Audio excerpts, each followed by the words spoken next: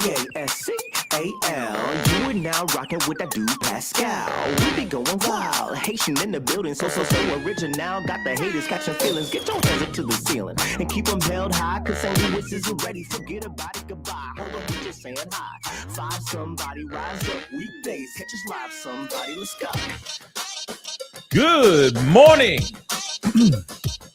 Good afternoon and good evening, everybody. Welcome to the Pascal Show. Hope you guys are all doing well out there.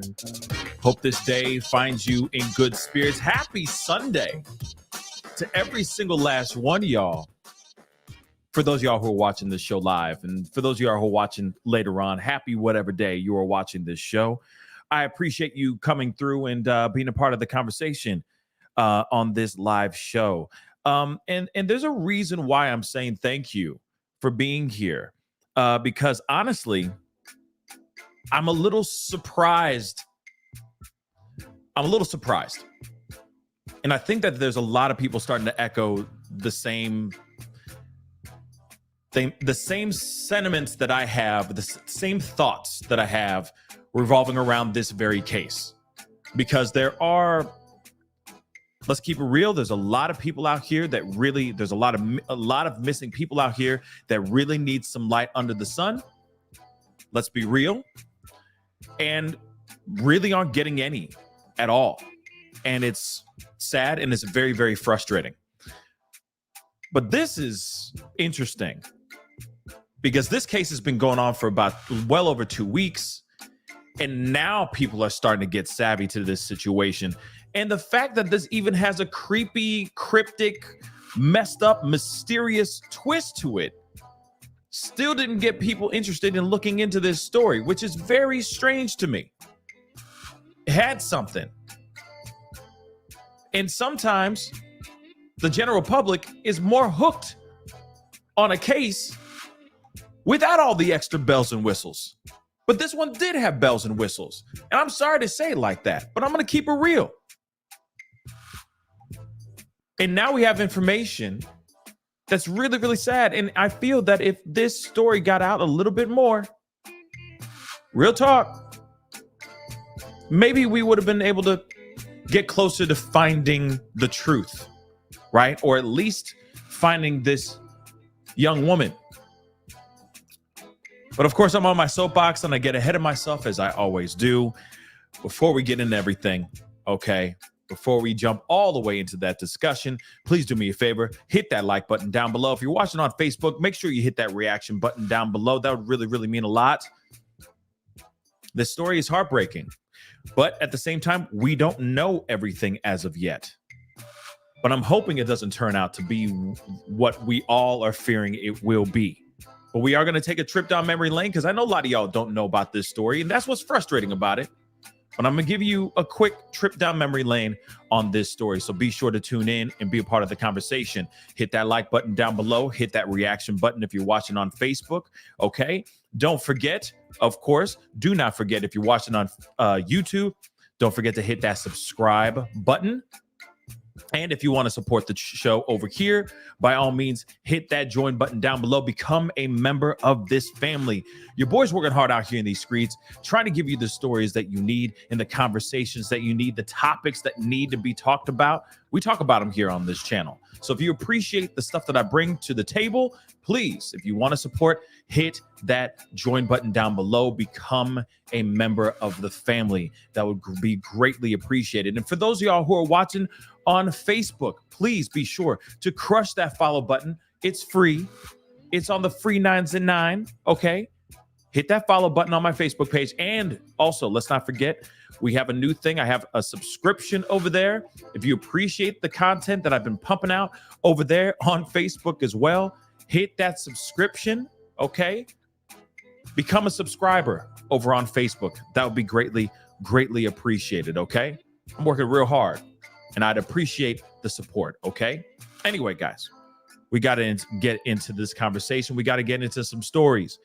And of course, you know, I apologize for getting on my soapbox early on, but you know what? I get passionate about these cases. I get passionate about these people that we cover and we talk about. Some of the stories that I talk about don't even get any light under the sun.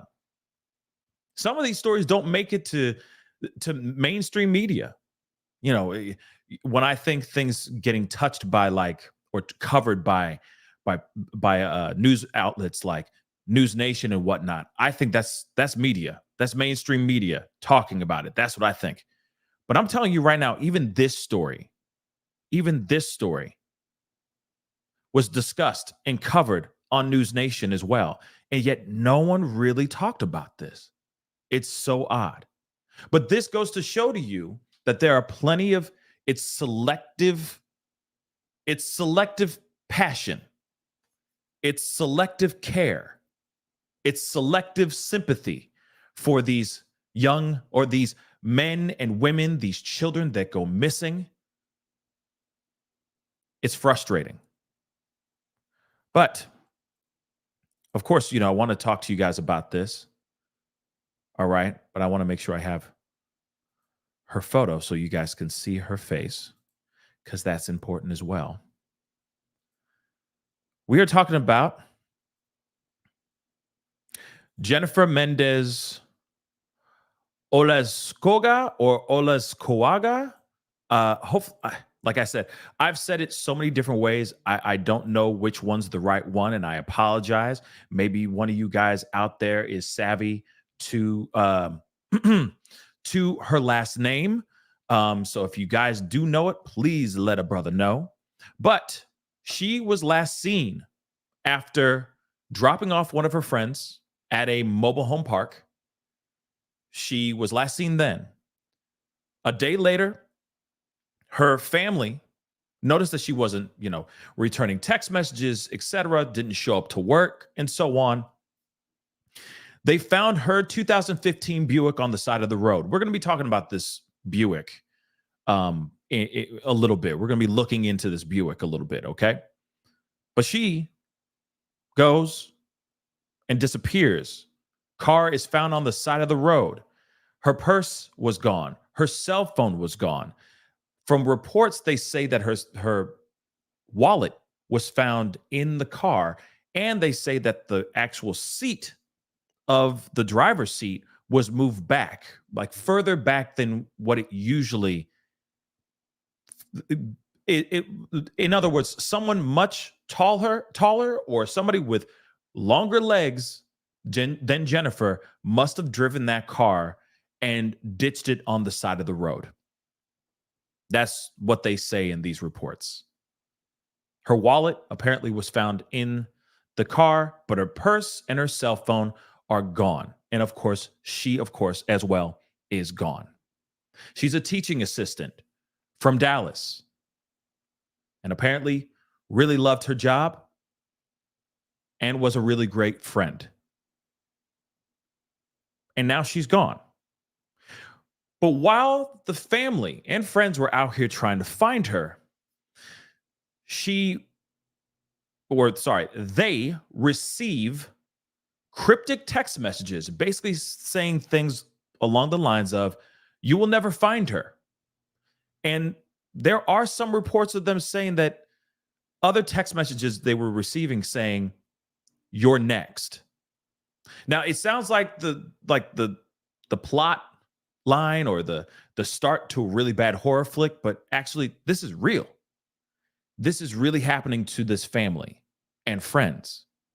Now, I know that a lot of us have had a lot of questions about some things like, oh, because the cell phone, she took her cell phone, or the cell phone's gone with her, the text messages that they received, that seems a little bit odd and a little bit eerie.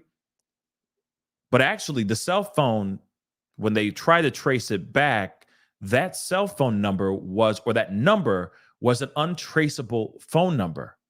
So it wasn't coming from her phone. It wasn't like she was, trying to pull some sort of Carly Russell type of situation.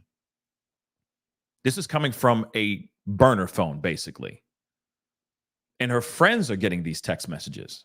Like I said, sounds like a really bad teen horror flick. But this is real life. And they still don't know who was sending those text messages to the friends. Now, I've had many, many questions myself, which we will talk about here in a little bit. because it's so strange. Right? Like I said, she drops off her friend. We also have surveillance footage of her filling her car up with gas, very relaxed, very nonchalantly filling up her car with gas, getting a big gulp and some snacks, getting her in her car and driving off. And that's, from what they say, is the last that we have seen her allegedly alive. But now we have new information basically saying that she could very well have passed. Remains have been found during the search for this young woman. They have not confirmed the remains. They have not confirmed that those remains that were found are that of Jennifer. But we've talked about this many a day, right, guys? Whenever they're looking for someone in a specific area, and then they go into that area and they find remains, I mean, you do 2 + 2 = what? You do the math. Unfortunately, this doesn't sound like the greatest end to her story. This may not be a happy ending here.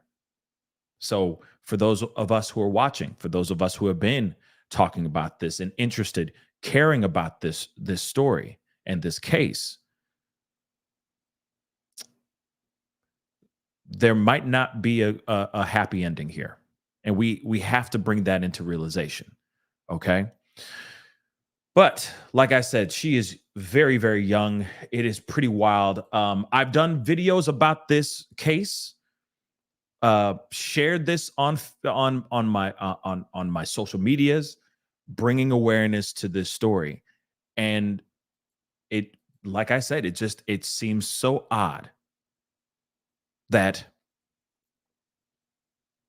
it just seems so odd, the turn of events. And we're going to take a quick trip down memory lane and all that. But first, I want to share with you guys first and foremost. Okay. This is what they're saying right now. Okay. This is what was put out just 2 days ago, if I'm correct.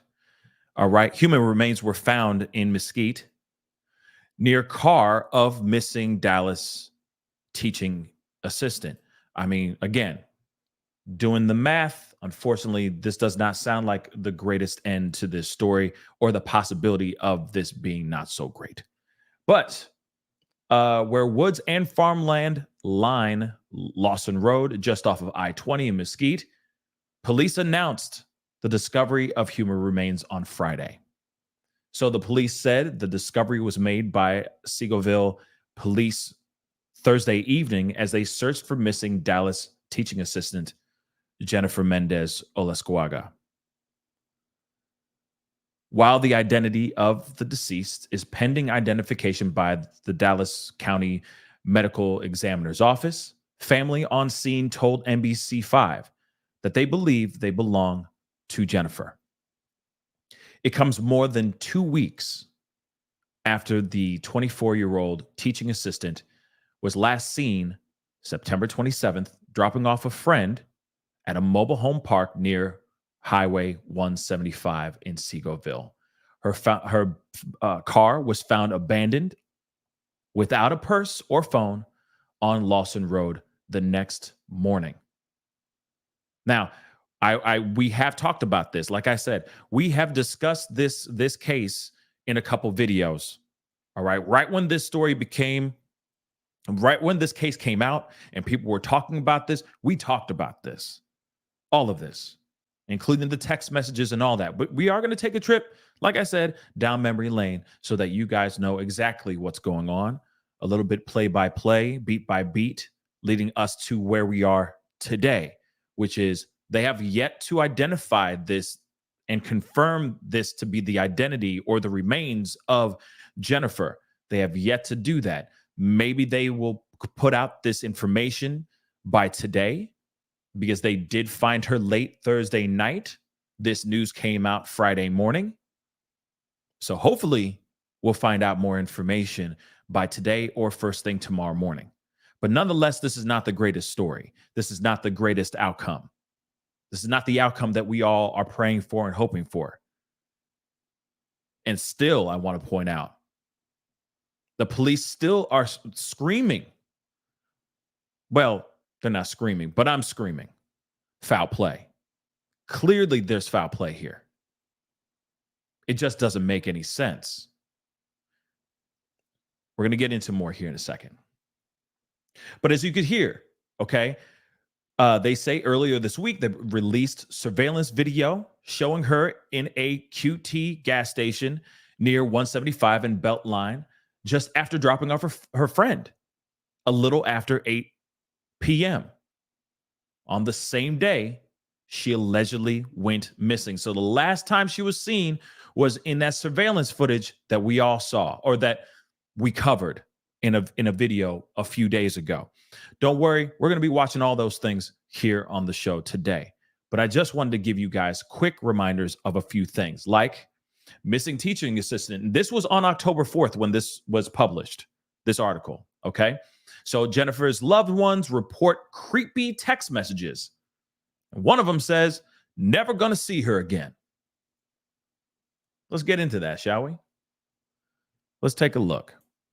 So it says here, a 24-year-old teaching assistant vanished last week after dropping off a friend, and police fear that foul play may be involved in her disappearance after loved ones reported receiving suspicious text messages taunting them that they're, quote unquote, never going to see her again.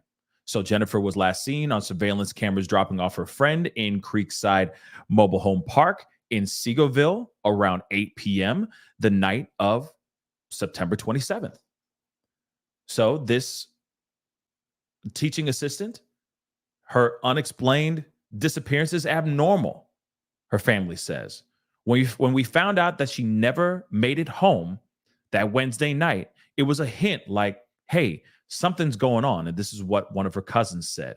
She always makes it home. She's very punctual at work. She didn't show up the next day. We said, this is not okay. Something is going on. And here she is again.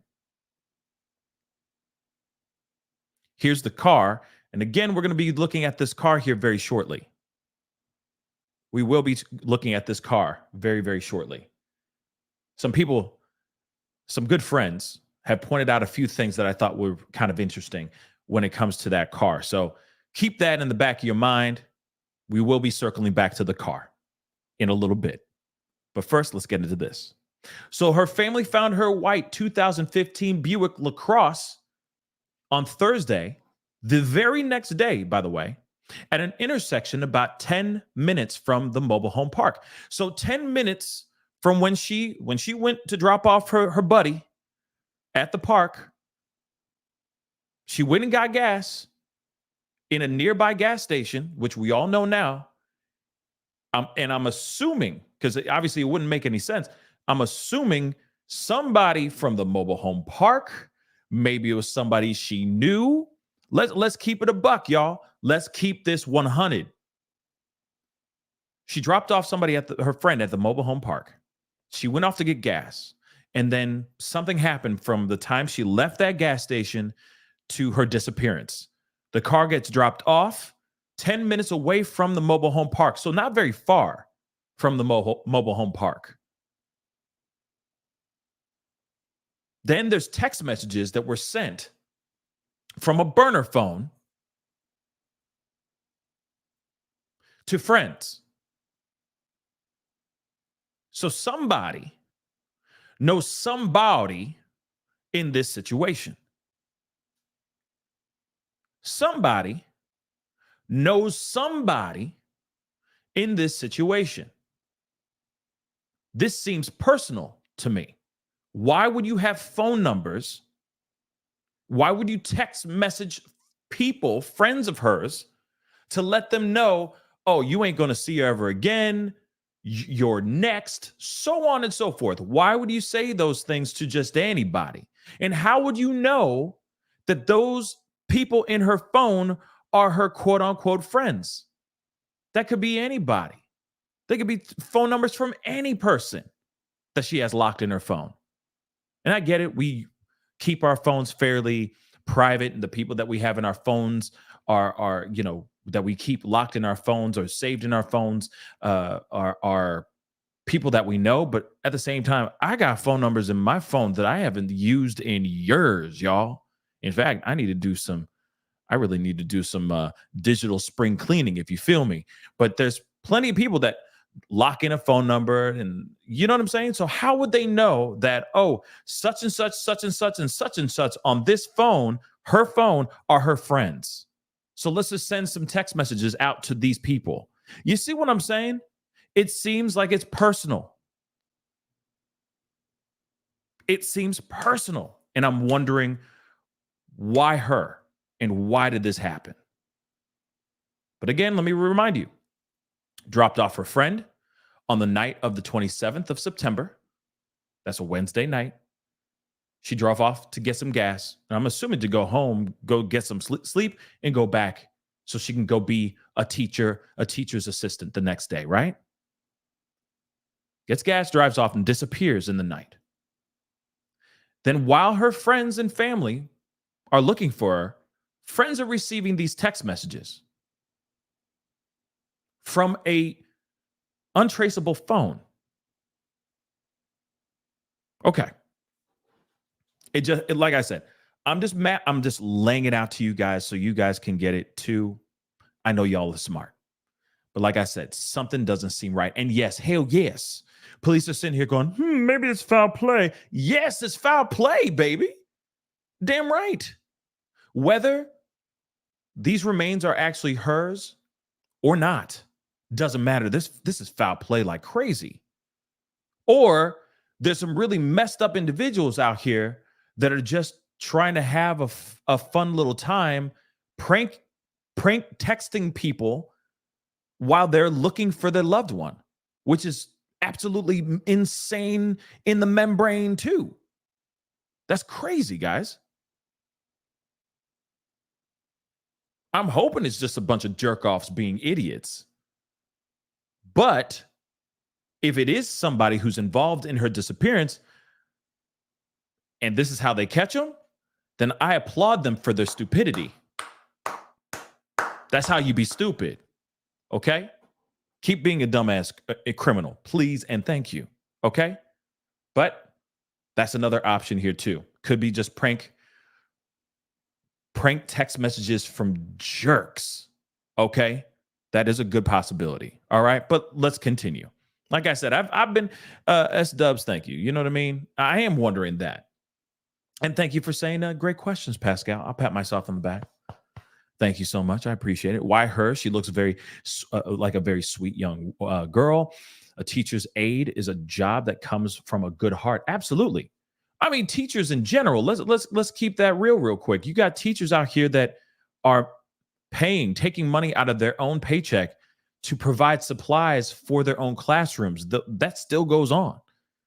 And teachers don't get paid enough at all. So you know for a fact it comes from passion and love and a big old heart to want to be a teacher out here in these streets. Real talk.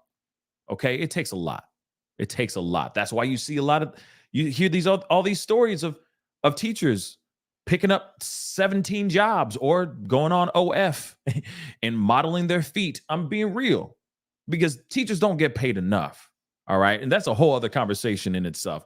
But I'm sure we all agree. All right. But let's move on. Okay. So the phone or the car, was not found along the route home from where she dropped off her friend. So it was 10 minutes away from the mobile home park, but it was off the beaten path, if that makes any sense. It wasn't on the path that she usually drives her car to get herself back home. Okay. So it was within the radius of 10 miles of the mobile home park, but it wasn't on the regular streets that she would usually take to get back home. Okay. Her family promptly filed a missing persons report with Dallas police before queuing the local police in Seagoville on Sunday because she went missing in Seagoville. So that's why Dallas police were like, hey, you need to contact Seagoville police because that's where she was That's where she reportedly was last seen, and that's where she went missing. That's in their jurisdiction, so go over there. So that's what they did here, okay? Nothing creepy or weird about that. Just letting you guys know about that. Her brother-in-law, Marco, said nothing seemed abnormal about the car, except that her wallet was found inside. Things took a creepy turn, however, when Jennifer's family and friends began receiving foreboding text messages. You can basically say creepy as hell text messages. Something like, they said, we got some random text messages. A friend of hers got them. And they said, one of them said, hey, are you missing someone? You're never going to find her, and you're never going to see her again. I mean, dead ass foul play if I ever did see a text message. To me, this screams foul play. Just my personal opinion. But if you're getting text messages whilst looking for your loved one, and your text messages are saying this, not like, oh my God, are you okay? I heard that such and such is missing. Is everything all right? No. You're getting text messages that are basically saying, you're never going to find her. You're never going to see her again. Are you missing someone? That's pretty messed up. That could lead to some foul play ideas. That's clues like a mug. Police are investigating the text messages Jennifer's family has received since her disappearance. Now, one thing I said before, and I'm going to keep saying again, the reports that keep coming back and forth, one says, like even in this one, it says family received these text messages. I hear friends were receiving this text message. So one thing that has not been absolutely clear for me is who received what. Was it immediate family like Marco and all them receiving these text messages, or was it her besties receiving these text messages, or were they all getting the same text messages at the same time, like being a part of a group chat, and they just sent out a big group chat text message being like, "You missing someone? You're never going to see her again," to everybody on, to a whole bunch, right? But that's one thing I'm still going, okay, who actually received the text messages? Because that could give us a little bit of an idea of how personal this could be. Because let's be real, if it's friends, then maybe it could be an acquaintance or another friend. Maybe there's some sort of jealousy thing going on. If it's a family member, it could be something else too. It could be connected to maybe it's a family member that's messed something up, and this is her taking was in retaliation of a mess up from one of her family members. And I know it can also be vice versa too, over to the friends thing too. But I'm saying, who got what? Who got what? And then we can reverse math everything and maybe get I ain't a detective. Okay. I'm not. I'm a human being. I'm a regular average Joe here who likes to tell stories. But in my mind, I'm going, couldn't you reverse math that maybe and find out who actually received the first text message and investigate the hell out of that situation? I'm not sitting here saying that the person who received the text message first and whatnot is the bad guy. I'm just saying reverse math it. Reverse investigation. Here's the result. Let's go all the way back to the start, right? Reverse math it. But like I said, I am not a detective. I'm just a guy who tells stories. Let's continue. All right.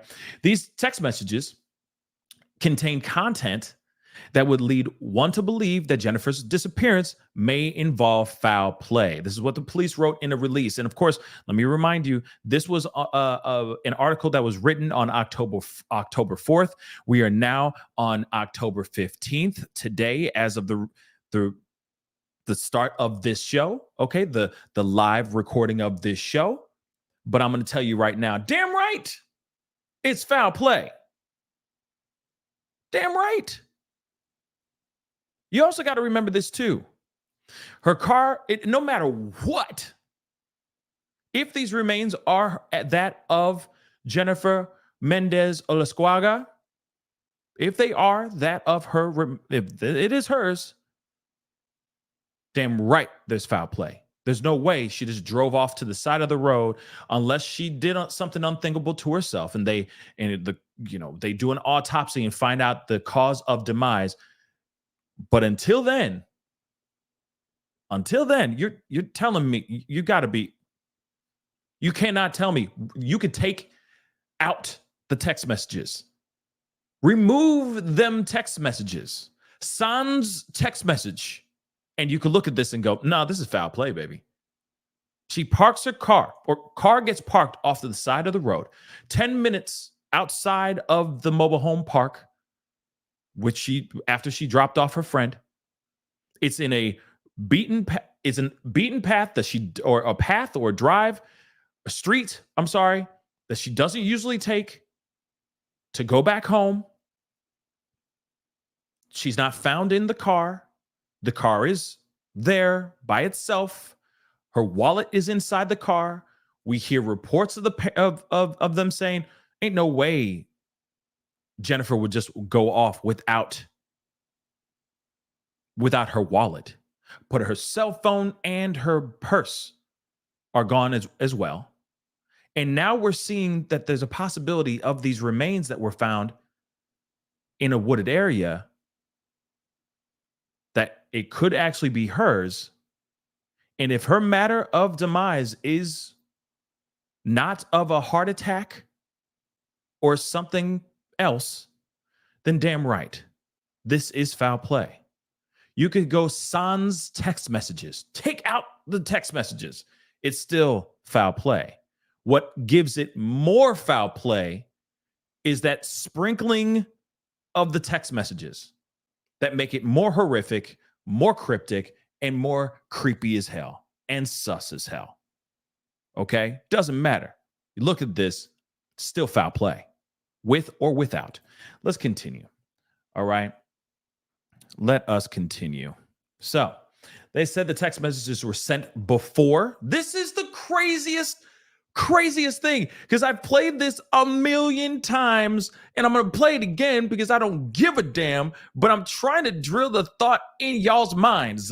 This does not make any sense. It says right here, the messages were sent before, during, and after Jennifer was reported missing. Make that make sense? If you have not seen my pop-up videos on this story, on this case, I have passionately talked about this over and over and over again. And I'm going, yo, make this make sense. Don't worry. We're going to play the video. I'm going to play it for y'all. Okay, we're going into into a video section, and we're going to talk about that. But I'm telling you right now, the messages were sent not after. They were sent the entire time. This is before, during, and after Jennifer went missing. It's a 3-act play, for crying out loud. Make that make sense. So friends were getting text messages before she went missing. Now, I'm trying to understand how that works. So she hadn't gone missing as of yet, or at least she hadn't been reported missing. So you're telling me that she got into her car after she dropped off her friend. She went off to get gas, right? Got back in her car with her big gulp and her snack, drove off. And whilst she was driving, or maybe pumping gas or something like that, within minutes before she actually went missing, there was a text message that was sent to a friend or a group of friends, basically saying something along the lines of her missing. Then while she went missing, there were text messages that were sent to friends and maybe family as well. Then after, they were still receiving text messages about her missing. What? Don't worry. We're going to look at that here in a second. Okay? It doesn't make any sense. In fact, I'm going to play that for you guys now. because it doesn't make any bloody sense. It just doesn't. Now, I've played this clip. I'm going to play this fully because this is a clip I've played a couple times on the other video pop-up videos that I have covered when I was covering the story of Jennifer's case. There's something in here that just doesn't make any sense, and we're going to talk about it. Okay, this is and CC, I agree. This is incredibly sad. It's incredibly sad. It's incredibly messed up, and you can't be like everybody. I know I say keep your head on a swivel a lot, but I'm not. I'm saying that because I'm really meaning it. It's not because I'm at a lack of words. There's just no other way to explain it. Please be vigilant out there. Keep your eyes open. I'm serious. Keep your weight, okay, in the front. Like, be on the balls of your feet. I know this sounds insane to say, and I'm not trying to be some like fear mongering dude. Like, oh yeah, the evil's out there. Be careful, evil. No. I'm not trying to be that guy. All I'm trying to say is just be careful. Like, jeez.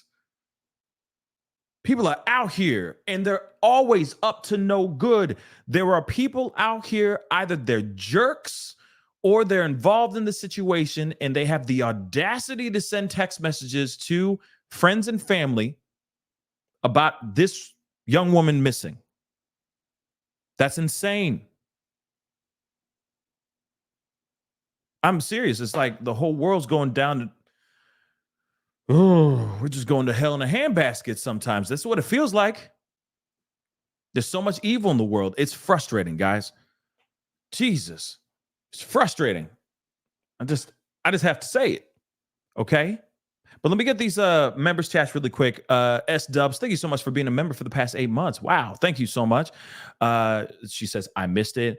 Have they confirmed the remains are her or are we still waiting? Hit that like, please. Yes, you didn't miss anything. They have not confirmed anything as of yet, as of so far, unless they say something within the next, during the time of this live, we have yet to hear if the remains are that of hers or not. But I'm bringing this story up because this story definitely needs more light under the sun.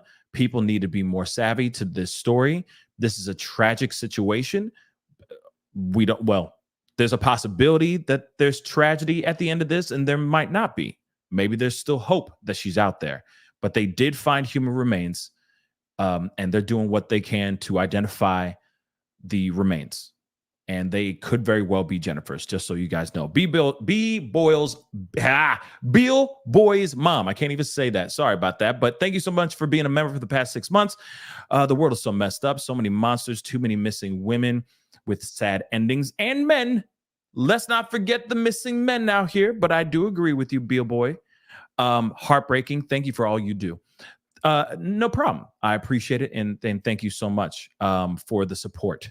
Thank you so much for the support to all you members out here, because without you guys, these purple lights wouldn't be on. Okay, so I appreciate that. And again, for those of y'all who are interested in supporting, by all means, hit that join button down below. Become a member. It is less than a cup of coffee at Starbucks. Real talk. And those of y'all who are watching on Facebook and you want to support the channel, by all means, hit that subscription over there as well. All right. Again, less than a cup of coffee. All right. Tammy D, yes, prayers up for show. Okay, prayers up indeed. Thank you so much for the support over there on Facebook and watching the show. Let's continue in here. Let's play this video here really quick. Hit the number 1. Let me know you guys can hear this. Let's rock and roll. Police and Texas Rangers are searching for a missing 24-year-old woman, with friends and family growing concerned over mysterious text messages they received. Take a look at Jennifer Mendez Olascoaga. Investigators say she vanished last Wednesday evening after dropping off one of her friends at a trailer park. Well, family members later found her car abandoned on the side of the road. They made that discovery the next morning, with the family telling police that Jennifer's friends had been receiving strange text messages. Listen to this. Things like, quote, "Are you missing someone? You'll never find her, and you know you'll never see her again." Police say the content of those texts does point to foul play. Let's bring in News Nation national security contributor Tracy Walder. Tracy, thank you. Hold on, real quick. I know I just said this earlier, but I got to jump in and out of here for fair use and all that. But I do want to say, clearly, this is foul play. There is no way you can look around this and say anything different. Also, this is, and I will say this too, if these remains are that of Jennifer's, there ain't no way this could be a Carlee Russell situation or anything of that sort. Because I know that that's something that people are kind of throwing out there, being like, man, I don't know, I'm side-eyeing this story. I'm side-eyeing this case, these text messages, I'm side-eyeing them, so on and so forth. If she is found, if her remains are that of hers, the fact that she went missing, the text messages happened before, during, and after her missing. To me, in my mind, I'm going, there's no way this could be a Carlee Russell situation. Now, yes, let's play this out really quick. There is a good possibility. There is a fair possibility that she may have, let's just entertain this for 2 seconds. If it's a Carlee Russell thing, sure. She may have had a burner phone. She sent out that text message before she disappeared. During her disappearance, she made another text message or so to a group of people. And then after her report of her missing, still more text messages were being sent. But if she was found gone, and depending how long she has been gone for, will give us a better idea of what happened. And of course, the matter in which she left this planet. Let's not forget that piece too. We got to put all those pieces in there too. I am sorry, but there's so many people out here that are I have been seeing a lot of other people, other group chats, etc. on Facebook and other social media platforms, and a lot of them are sitting there going, those text messages are sus as hell. Damn right they're sus, but I don't think it's sus in the way that some people are thinking. Some people are thinking, it's a Carlee Russell thing. I don't think so. I really don't think that at all. If she was found alive and she was found, then it could be. Of course, then you'd side eye those text messages and be like, so who was that? Who was sending those text messages? But given the fact that she was gone, that these remains could very well be hers. Yeah, sure. She could have done the unthinkable and those text messages stopped. But I'm wondering if those text messages continued going on even after she left this planet. If you know what I'm saying. So again, I don't see this as a Carlee Russell. I see this as some really messed up, sinister mother lovers out there, or mother lovers are out here doing really bad things and are up to no good and trying to scare the bejesus out of her friends and family. For what reason, I do not know. But I just wanted to get that out of my system and off my chest, because I know the Carlee Russell conversation is flying out here in these streets. And until I hear more information to prove otherwise, I'm thinking these are just text messages from a really bad person. So much for your time on this. There are still so many unanswered questions here, but what is first likely going on behind the scenes in this investigation? Well, thank you so much for having me, Nicole. I think first things first, they are absolutely examining her digital history. I think because of these text messages clearly pointing to foul play, although, we don't know for certain, they are really looking at her digital trail. What was her social media like in the hours just after she was last seen, which was about 8 p.m.? What was her call log like? What were her text messages like? I also think that they're probably tracing the origins of those text messages. My gut tells me it's probably from a burner phone, which is obviously going to be difficult to track. But if it's not, they'll be able to figure out who sent them very, very quickly. Yeah, exactly. Because one thing I do want to point out too, can't they take the phone number of that burner and trace it back to the actual store it was bought at? Can't they do that? Didn't they do that with Rex Heuermann? Remember that dude? The Long Island serial monster? The what is it? Gilgo Baggins. Remember Gilgo Beach? That dude. Didn't they take his text, his phone, the burner that he was using, and trace it all the way back to like some Verizon store in New York that he was constantly going back and filling, like, you know, filling it up with money, paying in cash? But they had security cam footage of him actually walking in and putting money into the doggone thing. So can't they do the same thing for her, for this case? These text messages, they got a phone number. Can't they trace that mother lover back to the store in which that burner phone was bought from? Can't they do that? Cassandra said, right, exactly. So then do the reverse math, baby. Damn. Untraceable my age. Untraceable my age. I'm telling you, they can retrace that back to the store in which it was bought. I'm telling you, it can. They can, can't they? Dag. So I'm hoping that they do that here very, very soon. Let's go. It certainly stood out to me here, and I don't know if it did to you, but how unusual is it, you know, for loved ones, family, friends of a missing person to receive not only these type of taunting messages, but also they report getting these messages not only after she went missing, but also before she went missing and during this time that she's, you know, allegedly it happened. Okay. Before, during, and after. Sup with that. Stands out about that to you? So it's very unusual, and obviously, I don't think this is the connection here, but it's actually reminiscent of what we saw with the Zodiac killer and other serial killers that sent messages to family members or the press, sort of taunting them about the people that they had either killed or kidnapped. It's rare; it's not typically something we see, or if we do see them, then we see them with basically ransom activity, wanting something back in return. This is just taunting to taunt, which is definitely unusual. All right, so Tracy, you know, early Taunting to taunt.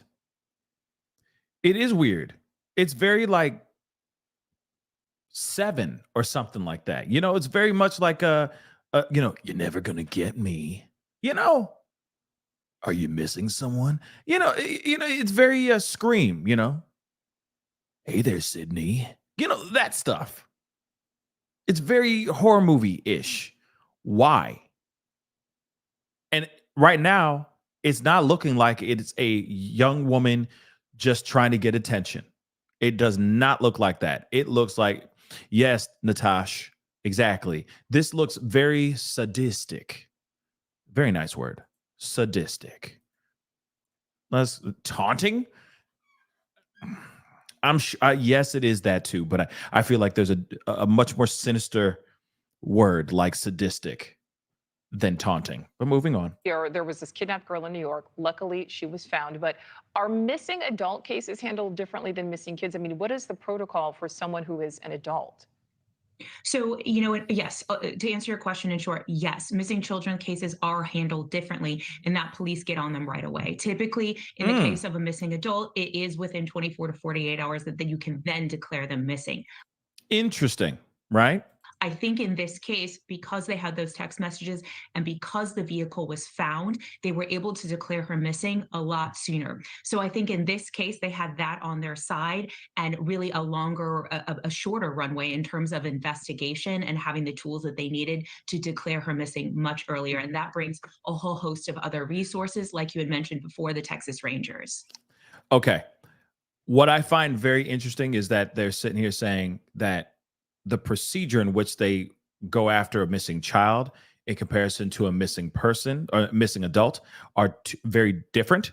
When I think, I get it, adults are more prone to get up and run away, so on and so forth. But in my mind, I go, this doesn't make sense. I wish the procedure would be the same for both.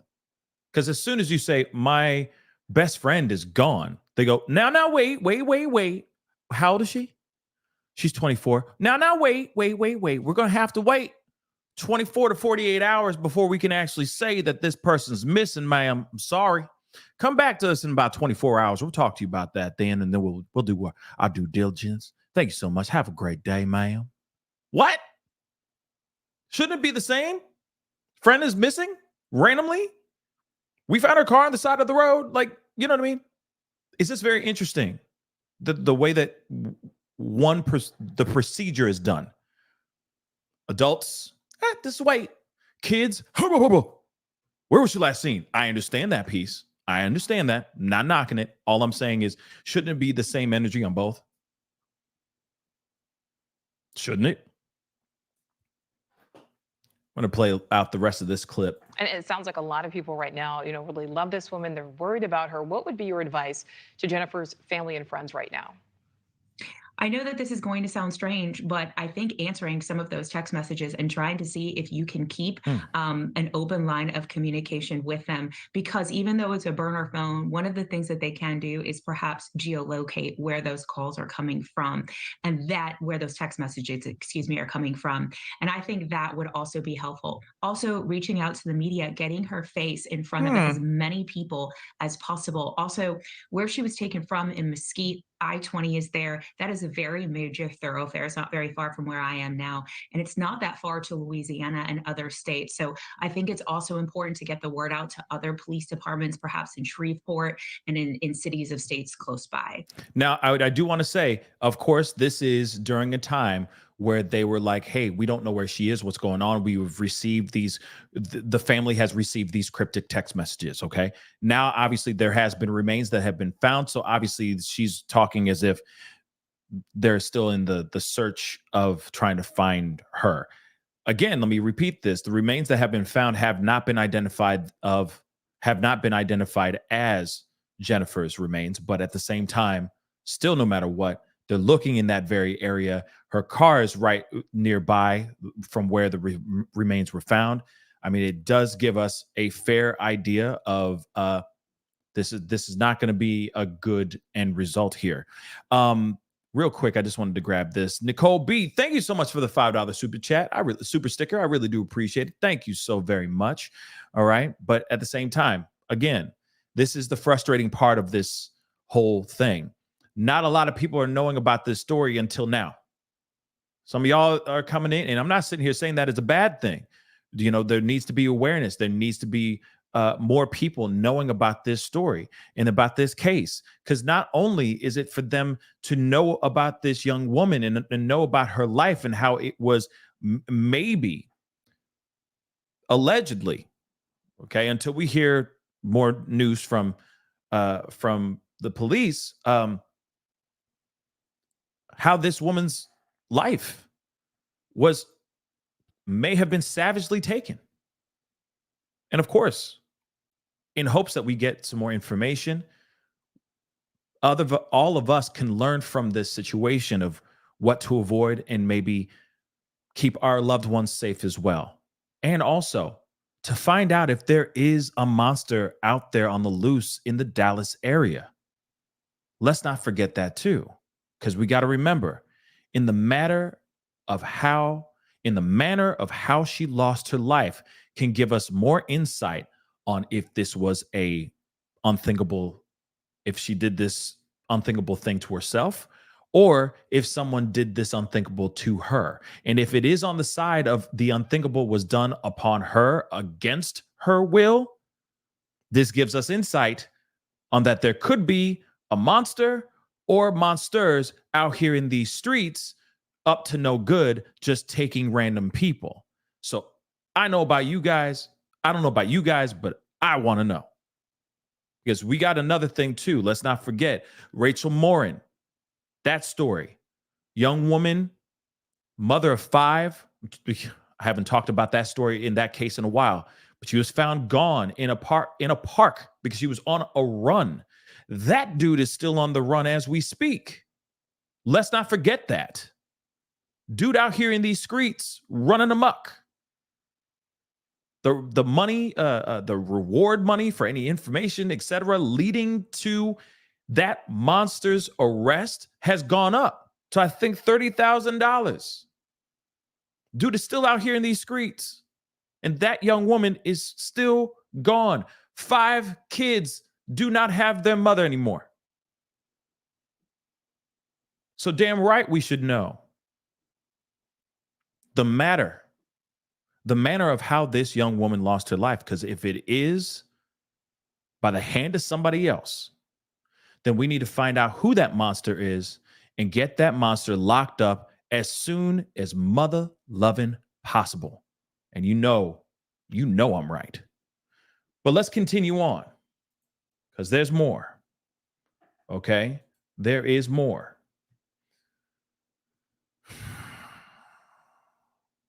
You know, it's interesting. The text messages still just don't make sense to me. In the manner of how she went and how she disappeared is very odd to me. But one thing that is still, I'm sure, aggravating not only just you guys, but it's also aggravating me, is the last bit of footage that has been seen of her before she went missing. And it's very telling, which we're going to look at here in a second. Surveillance footage is showing us that she was chilling, y'all. Everything was it's seemingly fine, at least. Body language, I'm not a body language expert. There's plenty of YouTubers that do the body language breakdowns, but I'm sorry, you can see it from the footage. She looks like she's Gucci. She looks comfortable as hell. But we're going to take a look at it again so that you guys can see that as well. Something's very odd, but it's not in this.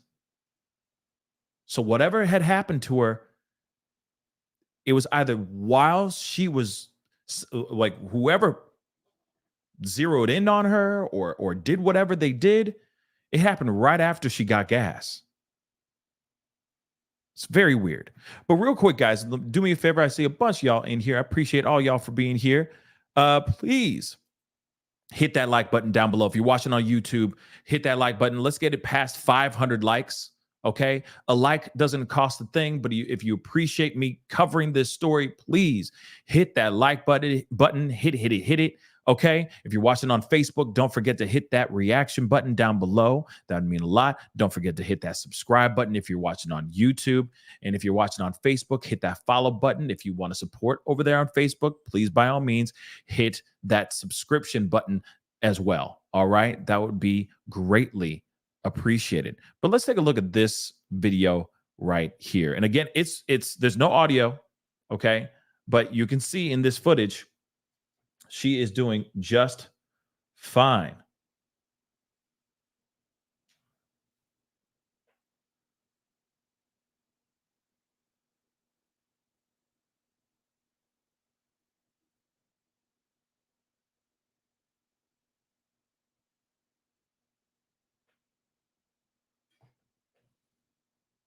And don't worry, we're going to play it again. I'm going to play this whole thing all over again so we can break it down. But I just wanted you guys to see it with your own 2 eyes.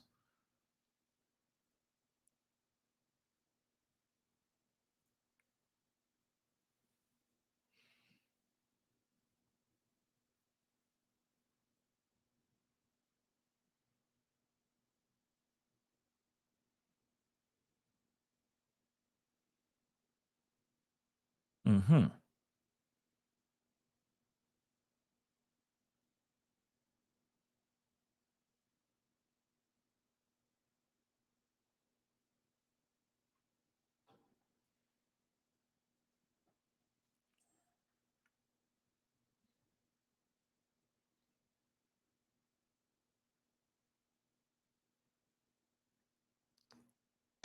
Yep. Okay. So let's play it again.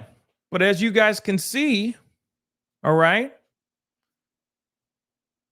look, first off, I'm just saying, we're not going to break it all the way down like, okay, the science of the body language says, no, we ain't going to do that. You guys can go to those channels and I'm sure they'll break this down for you guys beautifully in an extremely articulate and eloquent way. But when it comes to this, You can see she gets out of the car. She's chilling. She is chilling, y'all. She looks comfortable. She's getting a drink. I know some of y'all were like, that's not a big gulp. She got a drink. Okay, she got a soft drink. She chilling. Maybe a hot dog. I don't know what is in her hand, but it's some sort of snack for sure. Okay. I thought at first maybe it was a wallet, but nah, it's not the wallet.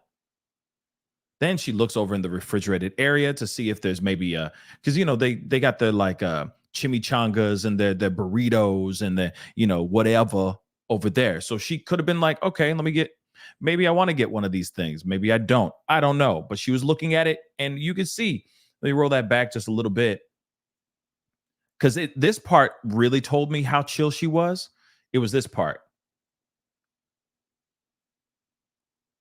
How she kind of stumbles. It's not like she's stumbling, but she kind of takes a step, and it almost seems like she's like scratching the back of her leg or scratching the top of her foot with the back of her leg, whatever it is, while she's looking at maybe getting some more stuff. She's like, maybe I want a cold sandwich.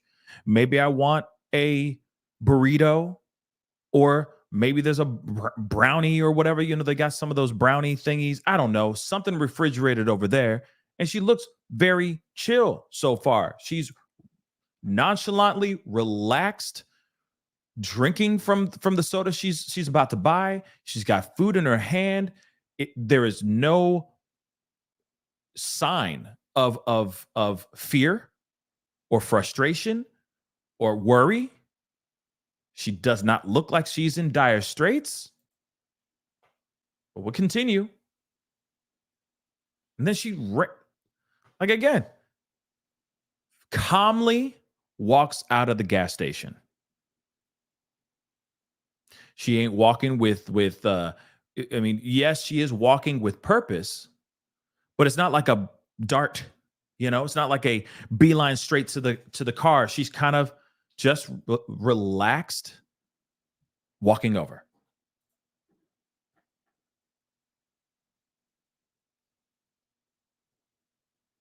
Hanging out, drinking her soda.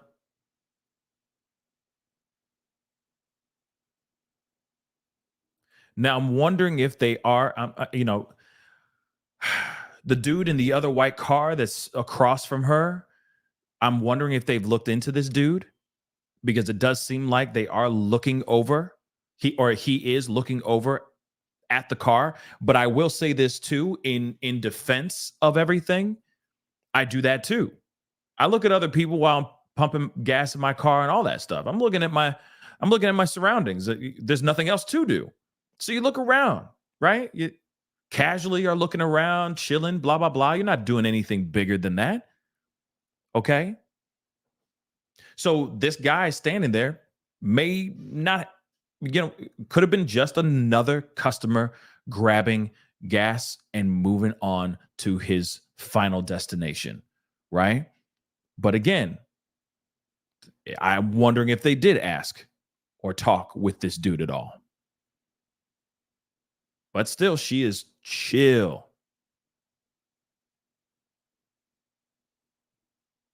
In fact, any people that are in this area that were pulling up, I'm wondering if they asked any of those people, if they're ever able to zero in on any of these people and ask them the right questions. She grabs her soda, opens her car, gets back in the ride, and drives off just fine. Again, there's no sign of frustration, worry, fear. She's just hanging out, y'all. She is straight up just hanging out. Again, I know, once you see that, you're going, well, then what the hell happened? And I thought the same thing. I'm going, this is not, the math ain't mathing for me.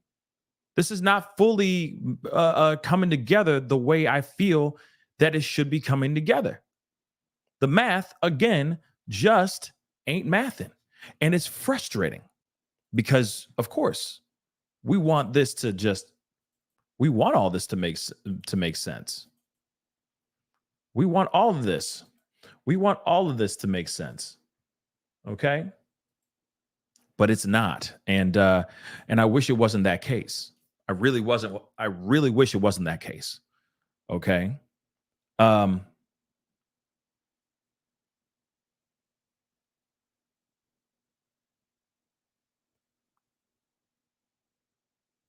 yeah, there should be a lot more investigation. I mean, like I said, I'm not a cop.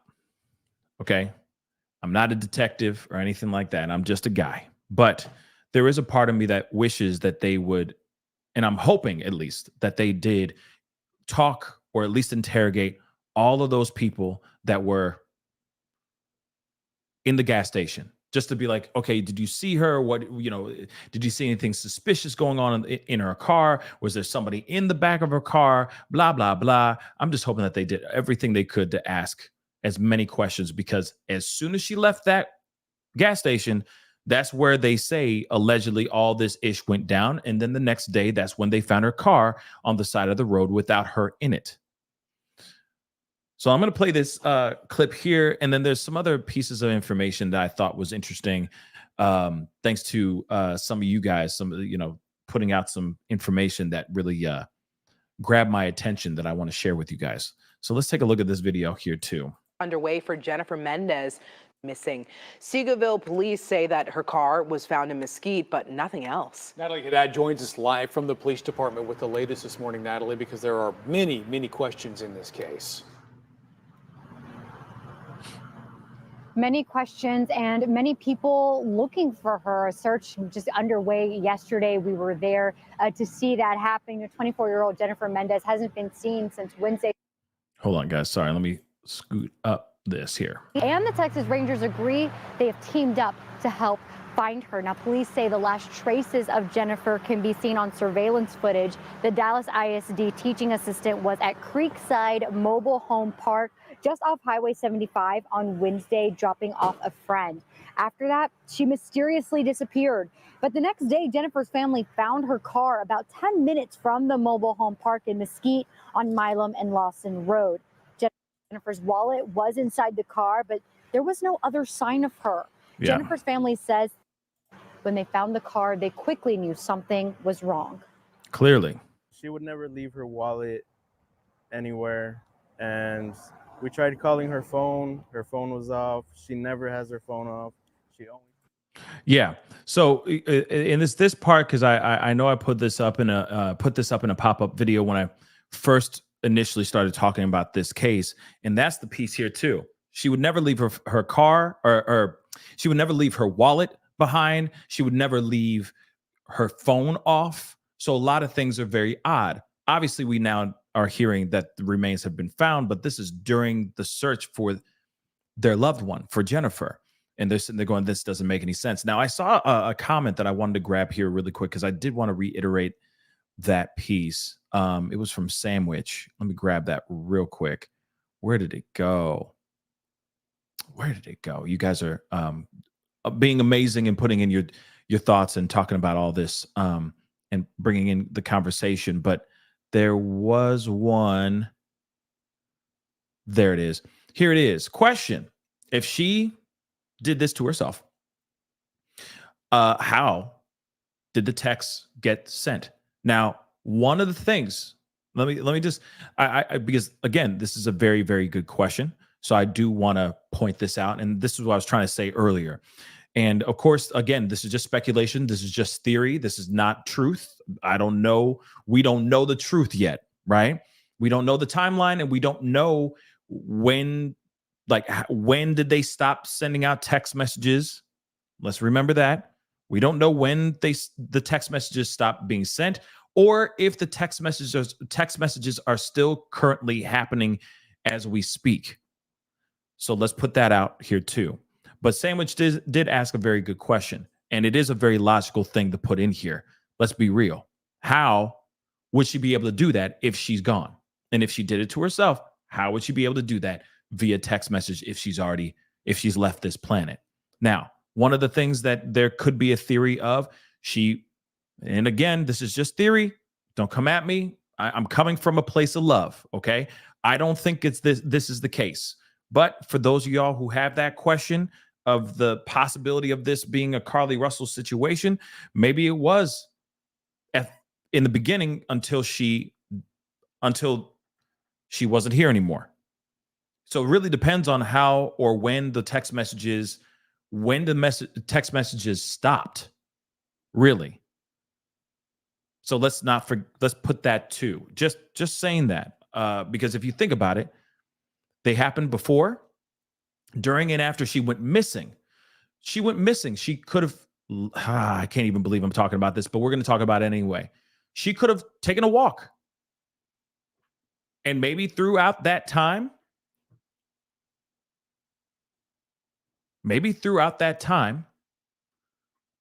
those text messages were being sent by a burner phone by her. Again, just talking about it on the side of if that was the case. I don't think that is the case, but there is a possibility of it being that. Everything is still on the table until we actually hear the truth. I honestly think, and I agree with Susan, I honestly think that this young woman was targeted in a very savage situation, very sadistic situation. But on the side of, this could be a combination of two things. Could be a Carly Russell thing that turned into a self-unaliving thing. I don't know. But like I said, it's weird. It's weird. I do think it's none of that. I think she drove, got some gas. She was targeted. Whoever did this knew her or knew of her friends, and all hell broke loose. And these messed up individuals are just having a grand old time, giving everybody the shivers. Real talk. But again, in one of the reports, they did say that her driver's seat was further back than it usually is because she's obviously shorter, giving the idea that whoever's in the car was taller than her that drove the car. And then they discarded the car. There are remains that were found in the area. Anything is possible. I don't know about that part. We are still trying to find out about the remains, but remains have been found. We just don't know if that is Jennifer or not. I think it is. I hate to be the negative person in the room right now, but I feel once you do the math, you start going, okay, this is what's up. Now, the question is, once they ID her, the ongoing question is, what actually happened to her? Who did this? Why did this happen to this young woman? Why was she targeted? Why was she singled out in this way? And that's one thing I think a lot of us are going to want to know, because again, I said it earlier, there could very well be some monster out here in these streets living and hiding in plain sight, y'all. But this seemed personal. Sandwich said, maybe it's a ex-boyfriend who was mad. I mean, I don't know. Like I said, the possibilities are endless. She may have owed somebody money. You never know. Could have been anything of that sort. Anything. Or it could have just been wrong place, wrong time, got zeroed in for no reason, got targeted for no reason because she was in the wrong place at the wrong time, and that's it. And that could be really scary too. You know, that's a scary thought as well.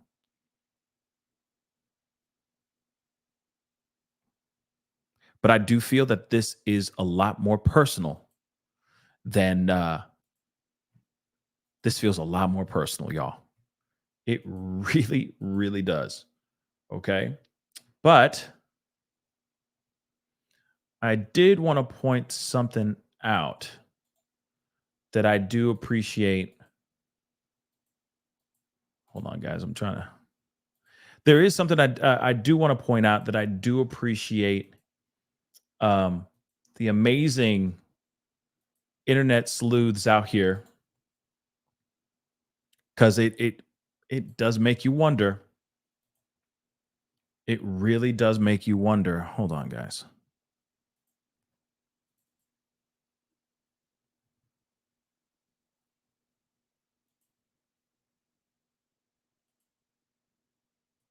Hold on.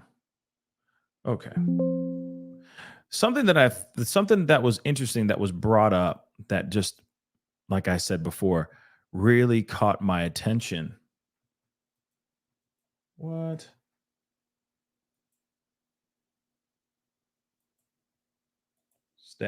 Stay right there. Okay. Something that really caught my attention that I thought was very interesting was about the actual car itself. And thanks to the amazing friends that we do have on the internets, I want to say big shout out to I Am Legacy for this information, because I didn't see this until I actually saw it, and I was like, oh wow, that's an interesting point. And it does make you wonder what could have possibly happened. Doesn't mean that it doesn't mean that this is a big crack in the case, or makes you go, oh, this is what happened and this is the reason why such and such happened. But it does give you maybe a possibility of some insight. Maybe something happened. Maybe you're going to see what I mean in a second.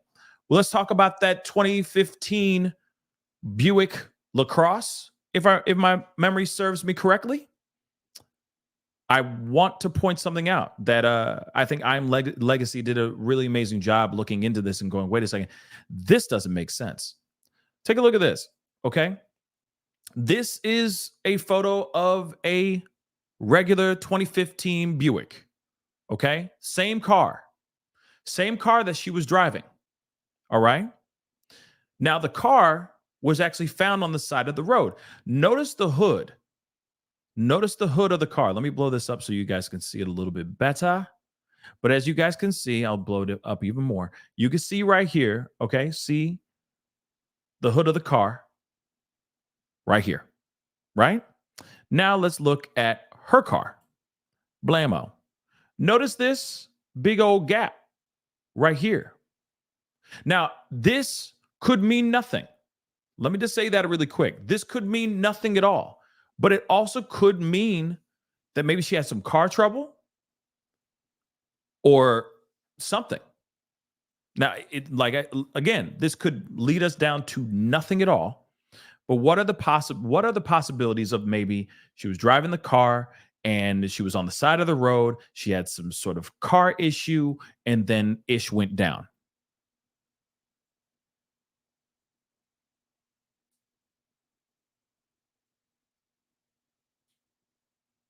Just saying. This is what I'm thinking too. Martinique said, opened? Opened. Car trouble? Yeah. Maybe she had some car issues. She got out of the car and then, I don't know, maybe it was a hit and run situation, or maybe someone pulled up and said, hey, what's going on? You need help? You got to remember, this was nighttime. She's on the side of the road. And from what I'm seeing, on this road, it doesn't look like it's a fairly lit road. Now, let's not forget, though, too, that this could have very well have been ditched on the side of the road. Someone could have, after she went to the gas station and as she left the gas station, ish could have gone down. Yeah, Raven, some stranger danger stuff could have happened well before this car was ditched on the side of the road. But we cannot ignore the fact that this trunk or the hood of the car is ajar. Why? Now, yeah, Cassandra, that's a good one too. That's a good one too, man. So there could have been a situation where she maybe pulled over to give someone a jump. Car issues. She wanted to be a good Samaritan. Went over there. Said, hey, you got some car issues? You need to jump? Sure, I got you. Turned her back on the assailant, and the assailant jumped. Or attacked. But again, They took the stuff. They took the car, and that car was found on right here with the hood seemingly ajar.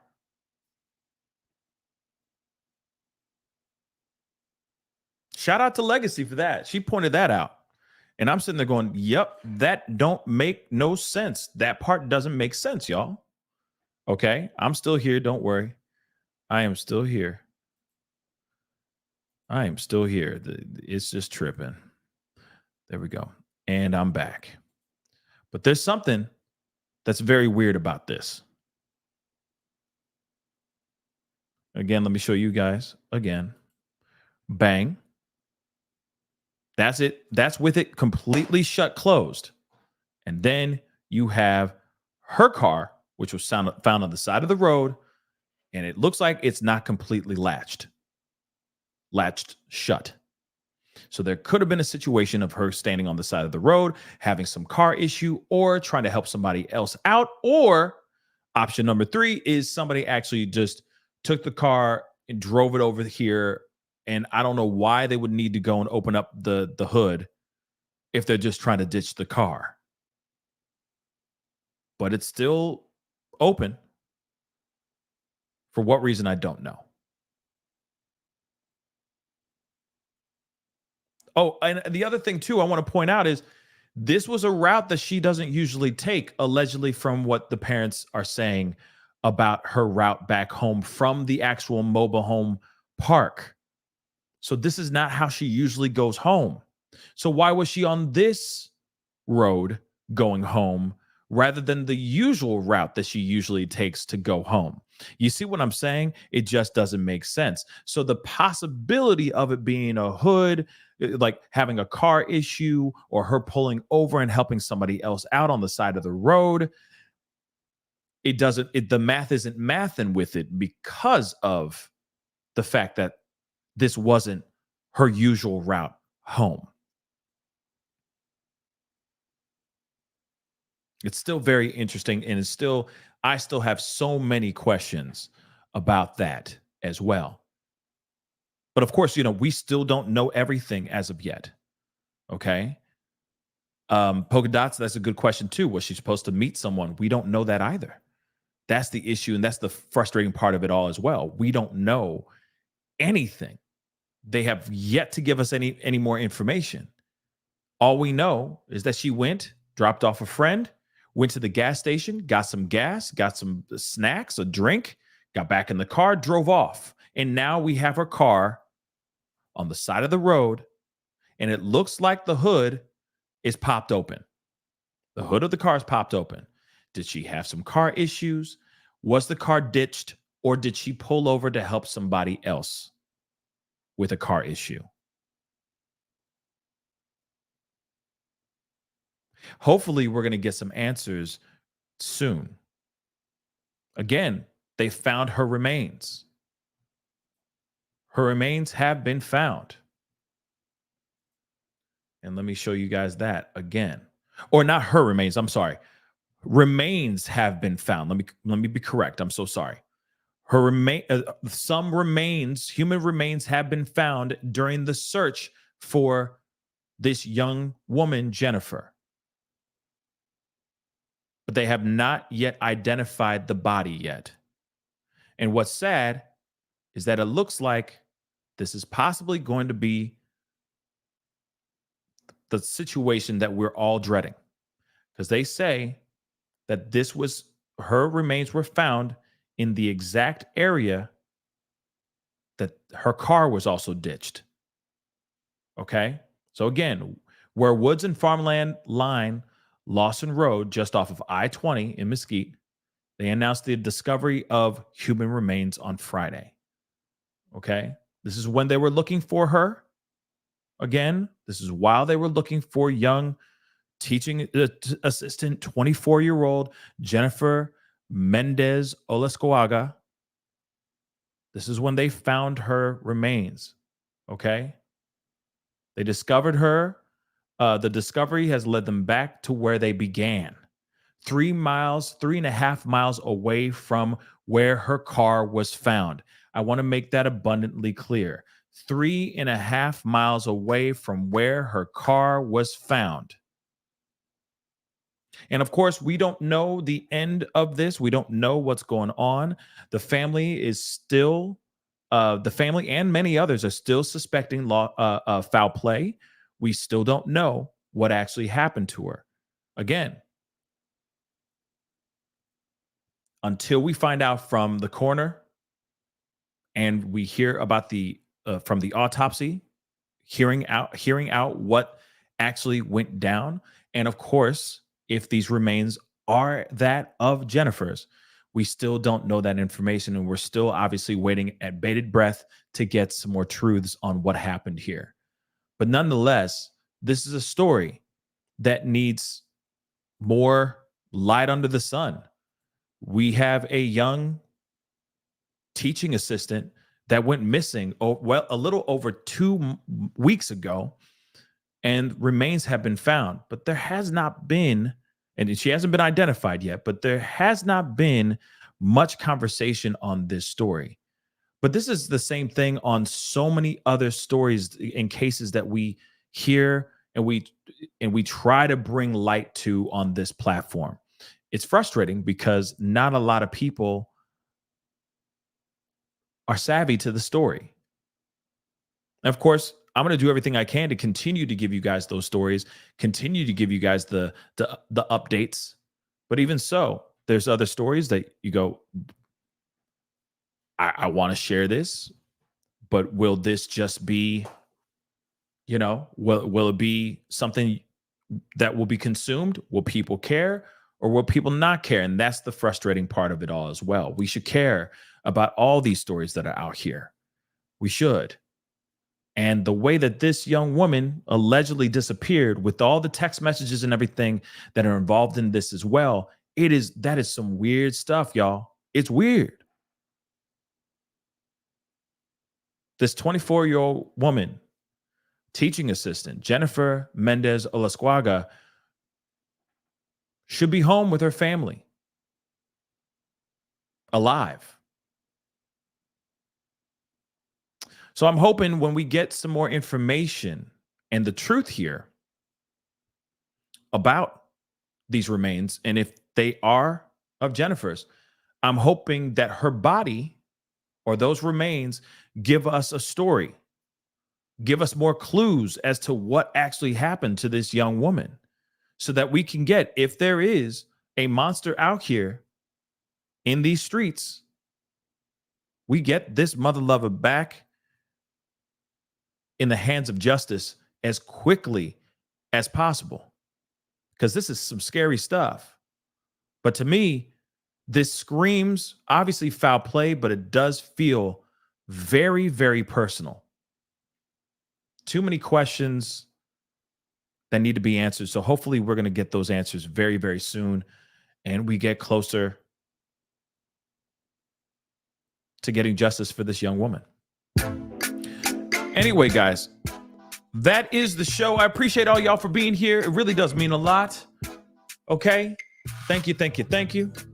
Again, please, if you can, please share this story, this discussion. When we find out more information, trust me, we will be here to talk about it, because it is a story that needs to be talked about. And we talk about a lot of different things on this channel. So hopefully we can find out what's going on here. I'm hoping that the remains are not of hers, but at the same time, no matter what, whose ever remains those are, I'm praying for the families and people who are connected to that body that was found while they were searching for Jennifer. But trust me, when we find out more information, you'll find out here on the show. Promise, trust and believe. You'll find out about it right here on the Pascal Show. Anyway, guys, again, don't forget to hit that like button down below, please and thank you. I also have a fundraiser going on right now. I'm trying to put together a really cool holiday special for you guys. I got a GoFundMe. Please go check it out. I will pin what Debbie just put up. I really appreciate it, Debbie. Please check out the link that's pinned to the top of the chat. I will also put it in the description box down below. Support if you can. I'm definitely wanting to put together something really dope for you guys. So if you can, that'd be greatly appreciated. Hit that like button down below. Hit that reaction button if you're watching on Facebook.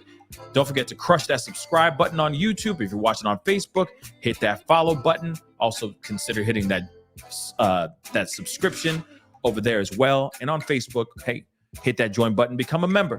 That'd be greatly appreciated. Anyway, guys, it's time to get going. I appreciate all y'all for being here. Have a wonderful rest of your Sunday. Do something positive. Do something that makes you smile, because you know what? You deserve it. Don't forget that.